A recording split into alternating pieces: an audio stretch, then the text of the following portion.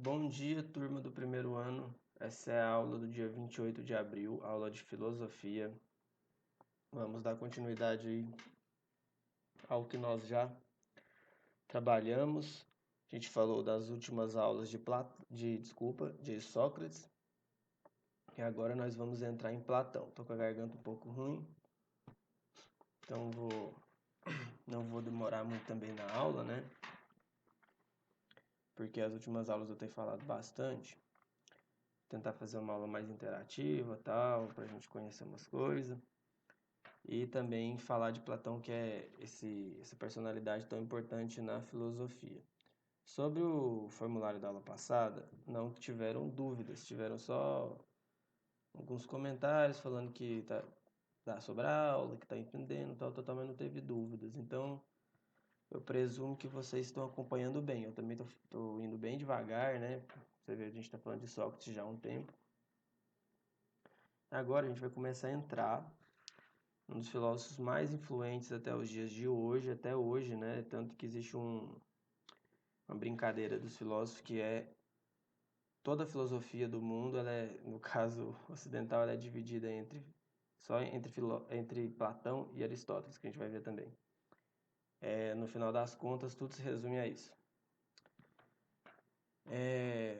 Não vou entrar nos detalhes por quê, mas são filósofos que se diferenciam, embora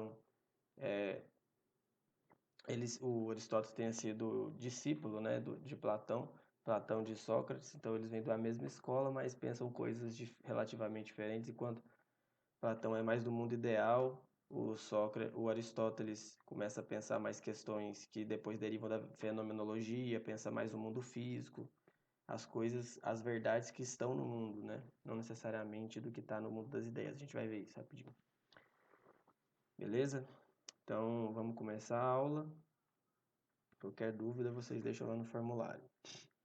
Bom, aqui como vocês podem ver, deixa eu só marcar uma coisa aqui. Aqui como vocês podem ver... Peraí, só um minuto. Aqui. A gente vai falar sobre Platão. E eu fiz um quadrozinho para a gente ir acompanhando. O material de base continua sendo aquele livro que eu deixei em PDF para vocês. Vai continuar na biblioteca lá, no formulário vai ter o acesso. Então é na página 50, começa Conhecimento da Terra são sombras. Para quem já leu alguma coisa de Platão vai entender. E a gente também vai passar por esse livro aqui durante a aula para a gente citar esses exemplos que eles utilizaram aqui, que são bem legais também. Beleza? Por enquanto, vamos abaixar, né? Abaixar. Bom, Platão, a gente já mencionou, ele foi o autor, porque tiveram duas apologias de Sócrates, que tem, alguns têm até exatamente esse nome, né? Uma de Xenofonte e outra de Platão. E tinha o Aristófanes também que escreveu sobre ele, que o Aristófanes seria que escreveu as comédias que inclusive tratava Sócrates de forma pejorativa. Mas Platão, ele traz essa importância que Sócrates tem e dá continuidade a essa tradição de discutir ideias, que a gente já falou nas aulas passadas, né? E ele tem várias fases, a gente vai passar mais ou menos, vai tentar passar de forma compreensível por elas. E ele começa, inicialmente, eu até escrevi aqui, na discussão de busca dos valores morais absolutos, certo? Que era mais ou menos a tradição socrática, o que Sócrates já vinha fazendo. E o que seriam esses termos morais absolutos? A gente já falou, que são essas questões morais que dizem respeito ao que dizem respeito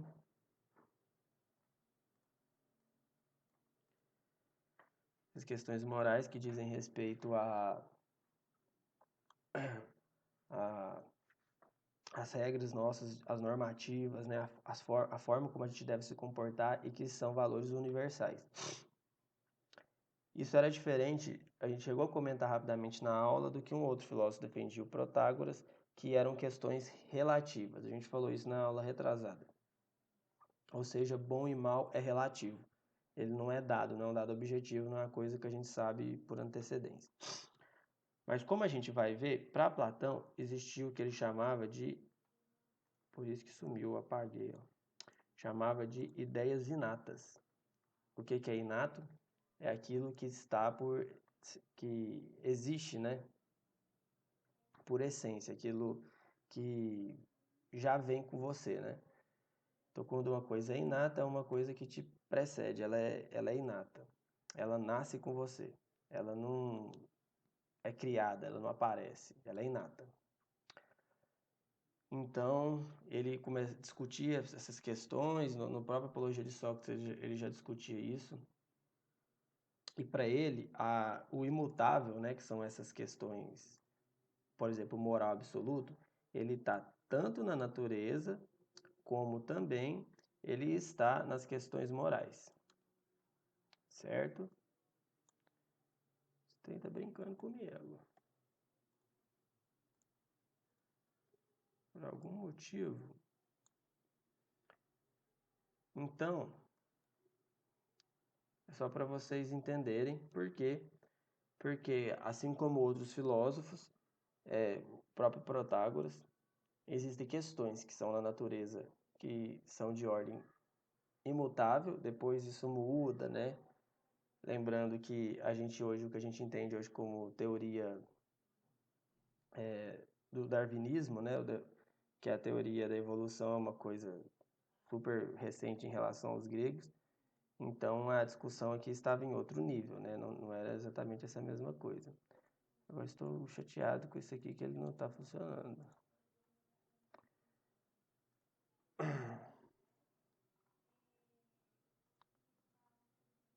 Que coisa estranha, hein, gente? Olha só, tá rabiscando aqui, mas não tá.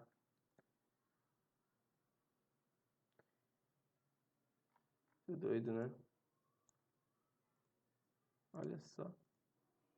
Vamos lá. Então, desculpa, gente, porque eu tenho toque. Só apagar isso aqui. Então, gente,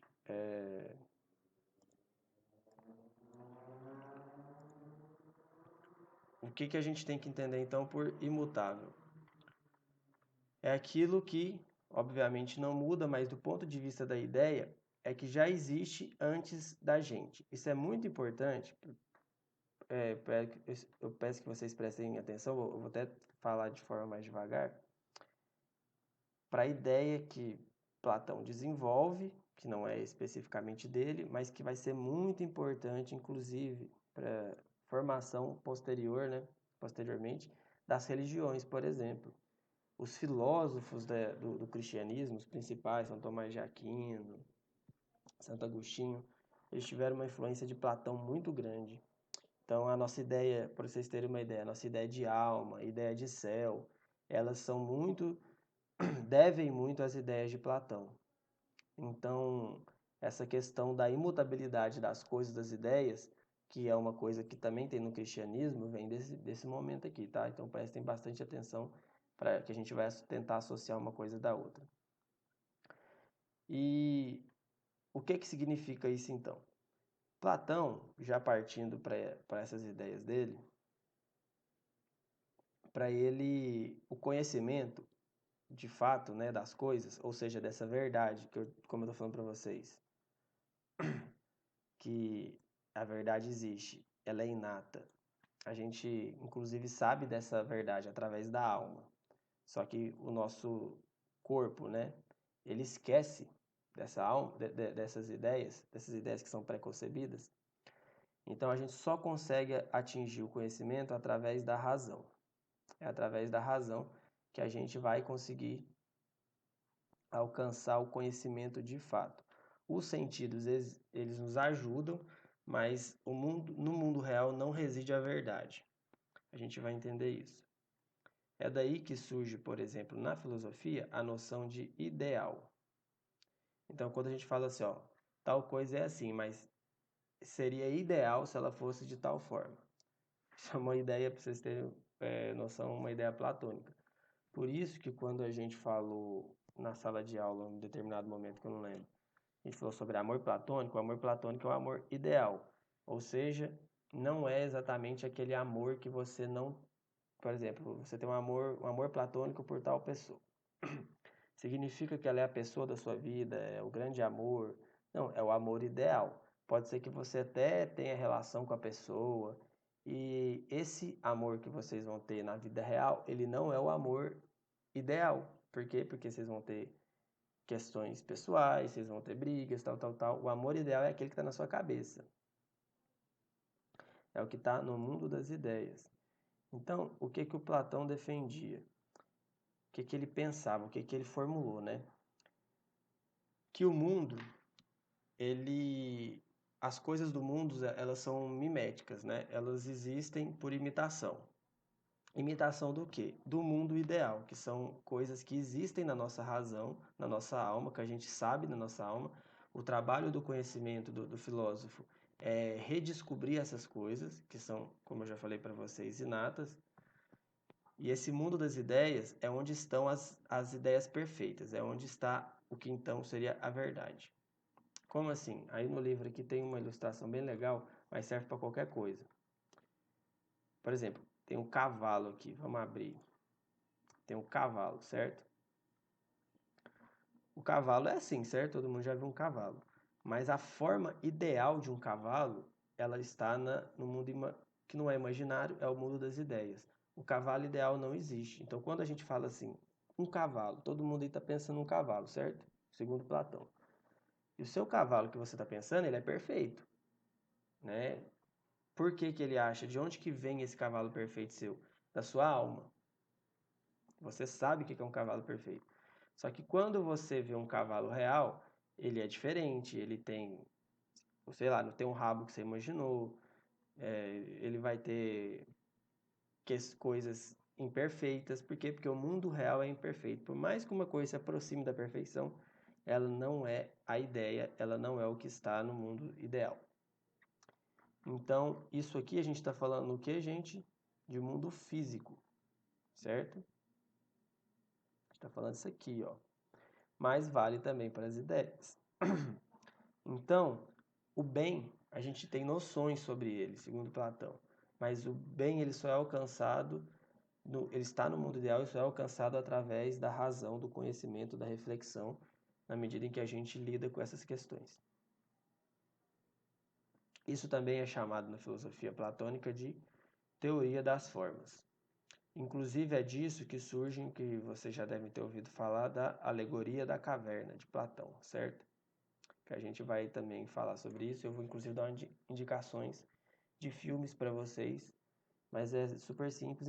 Eu vou até deixar no formulário a alegoria. Eu não sei se vocês vão ter interesse, vocês também acham na internet para vocês lerem a própria alegoria, né? Então, o que que seria isso? A alegoria da caverna, resumindo. A alegoria da caverna, para quem não, vocês devem saber, mas a alegoria é uma forma em que através de uma representação, né, através de uma imagem, o que é a imagem? Que vem do grego essa palavra, aquilo que imita. Então, através de uma imagem, desse exemplo, você consegue ilustrar uma ideia. Um grupo de prisioneiros é preso numa caverna. Essa caverna, eles estão presos numa parte onde tem uma fogueira, né, uma espécie de fogueira, uma luz, então, uma fonte de luz, e essa fonte de luz projeta a sombra deles numa parede. Então, essas pessoas, elas nasceram lá. Elas possuem a alma delas, que a alma tem todas essas ideias por essência, porém a gente perde isso através dos nossos sentidos. E tudo que eles veem, no caso, são essas formas. E essas formas, como vocês sabem, a sombra é uma distorção, por isso que a gente chama aqui lá no começo do livro, que vocês devem lembrar, que a gente olhou aqui, ó. Conhecimento na Terra são sombras. Então vai associando aí. O que que isso significa? E essas sombras são distorcidas, então o que você conhece da Terra é aquilo, aquela forma imperfeita. Só que, o que são as sombras? Quando a pessoa ela não viu nada do mundo, segundo essas pessoas que são esses prisioneiros, eles não viram nada do mundo, eles simplesmente intuem, né, que aquelas sombras monstruosas, no caso, é tudo que o mundo tem para oferecer, são aquelas formas imperfeitas. Então eles entendem aquilo, eles entendem o mundo imperfeito, eles entendem as sombras, porque é o que está no mundo real. Só que um prisioneiro se solta, ele sai da caverna e começa a ver outras coisas, a entender. Ele conta para as pessoas, a alegoria é mais ou menos assim. As pessoas acham que ele é louco quando ele começa a descrever essas coisas. E olha que ele não está vendo a verdade, ele está se aproximando dela. E ele começa a ser tratado como louco, blá blá blá. E essa é a alegoria. E por quê? Porque a verdade, e isso é uma constante também na história da filosofia da ciência, quantos cientistas já não morreram, né, por declararem verdades alcançadas ou descobrirem coisas, pessoas já morreram por pregarem que a Terra era redonda, por exemplo. E foram tratadas como loucas, né? Exatamente por quê? Porque a razão, ela nem sempre é como socialmente compartilhada. Também não estava no Platão, mas a gente sabe disso. É também uma questão política, ainda mais nos dias de hoje, que a gente vê que a razão é bastante depreciada por pessoas importantes, assim, né? Que ocupam cargos importantes. Então, existe essa separação entre corpo e alma. Aqui é importante citar o quê? Para quem é espírita ou para quem conhece alguma coisa do espiritismo, se baseia fortemente também na teoria platônica, não é isso? Que existe um espírito, tem toda a questão da encarnação, e a nossa alma possui marcas, né? Possui um histórico, e nós, enquanto matéria, não necessariamente temos acesso a tudo isso. Só que para Platão isso era uma coisa muito menos no sentido estrito religiosa, era muito mais uma tentativa dele explicar a forma como essas ideias eram entendidas por ele. Eu acho que, não sei se deu para vocês entenderem. Mas basicamente, retomando, é o conhecimento que nós temos sobre o mundo. Ele é um conhecimento que nós adquirimos através das sombras. E como que a gente aprende mais sobre isso? Você tem que ser esse prisioneiro que se solta. Você vai ser tratado como louco, você vai ser desacreditado, né? Tô falando, mas seguindo a alegoria de Platão. Porém, você se aproxima cada vez mais do que ele chama de mundo das ideias, mundo ideal, que é eterno e imutável. E aqui eu falo a gente faz o link. O cristianismo é isso, não é, gente? Você tem o céu, onde o tempo de Deus é perfeito, é eterno, e nós somos seres humanos, nós erramos. O céu, os seres celestiais não erram, são eternos. Aqui não, aqui existe o tempo passa. É a mesma ideia, no sentido filosófico. O cristianismo herda essa ideia, essa noção platônica, né, que compõe parte considerável da sua cosmogonia de Platão. Então, o mundo das ideias é onde estão as coisas perfeitas, as coisas ideais, que são alcançadas de que forma, no caso do cristianismo, da forma como a gente se aproxima de Deus. Aí tem várias formas, né? No caso de Platão, através da razão. E lembrando que não significa que os filósofos, que a gente vai ver também rapidamente, medievais, a aproximação de Deus também era racional, né? Segundo alguns desses filósofos. Você tem o aspecto da fé, que é muito mais, o aspecto da fé ele é muito mais passivo nesse sentido, porque você precisa acreditar numa coisa, ao passo que em Platão isso se dá de forma, pelo menos tecnicamente, né, de forma mais racional, porque você precisa ser esse prisioneiro que se aventura, que se arrisca, tá? No sentido dele. Então, aqui tem um esqueminha legal para a gente ver isso também.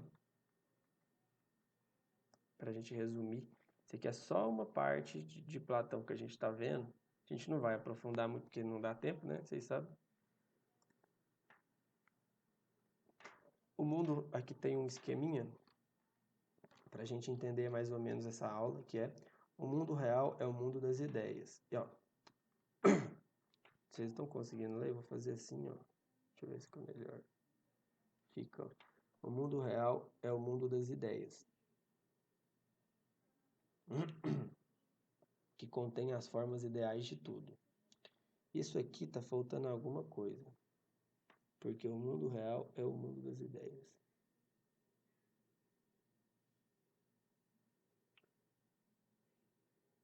Enfim, o mundo ideal é o mundo das ideias que contém as formas ideais de tudo. É que eu achei, na verdade, meio confuso, mas basicamente o que vocês têm que entender é que no mundo real existem as formas, né, teoria das formas, que por sua vez correspondem ao ideal. Então, uma cadeira, a cadeira, todo dia, vocês veem vários tipos de cadeira. Quando você pensa numa cadeira, você fala, eu estou imaginando uma cadeira. Isso que você está imaginando é o ideal, é aquela cadeira que, um exemplo, não te daria dor nas costas, é a cadeira perfeita, aquilo feita para o seu corpo. Mas você encontrar isso na vida real, você não vai encontrar, segundo as ideias de Platão, porque só existe no mundo ideal. Então você vai achar uma forma imperfeita daquilo, que também te dará os problemas que correspondem à sua imperfeição. Nascemos com os conceitos dessas formas ideais em nossas mentes. Seguir a seta, né? Aqui, por outro lado, o mundo ideal,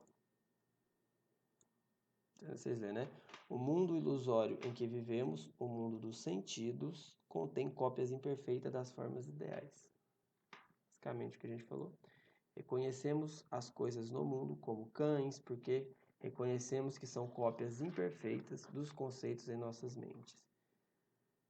Tudo nesse mundo é uma sombra de sua forma ideal no mundo das ideias. Aqui tem uma pintura, mais ou menos da alegoria. Essa alegoria foi muito representada em filmes, outros livros de filosofia, literatura. Se vocês, vou mostrar para vocês aqui, se vocês entrarem no YouTube,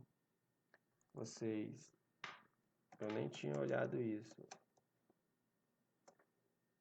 deve ter algum tipo de desenho, sei lá, deve ter bastante coisa. Aqui tem uma animação aqui, vocês podem pesquisar, provavelmente vai ter bastante coisa explicando. Só que vamos ver se tem na Netflix. Tem um filme que é muito legal para quem já viu. Eu vou indicar outro também. Eu acho que os dois tem na Netflix, pelo menos tinha, né? Eu vou indicar para vocês agora. Vou deixar lá no formulário também para quem quiser consultar. Bom, gente, espero que a aula esteja ficando mais ou menos interessante, né? Vamos, internet.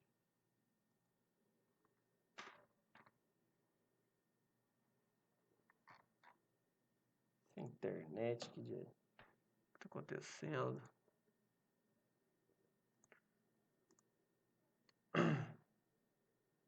Enfim, gente, o primeiro filme, que a Netflix aqui tá me sacaneando, se chama, pra quem já viu, O Quarto de Jack. Eu tenho quase certeza que ele tem aqui. Eu vou tentar abrir de novo. Eu tô achando que é internet. Nem pediu meu usuário. Que é O Quarto de Jack. Quem quiser procurar ele, eu acho que tem na Netflix. O segundo filme eu peço muito que vocês vejam esse filme. Eu acho que grande parte de vocês não viram. Se chama O Show de Truman.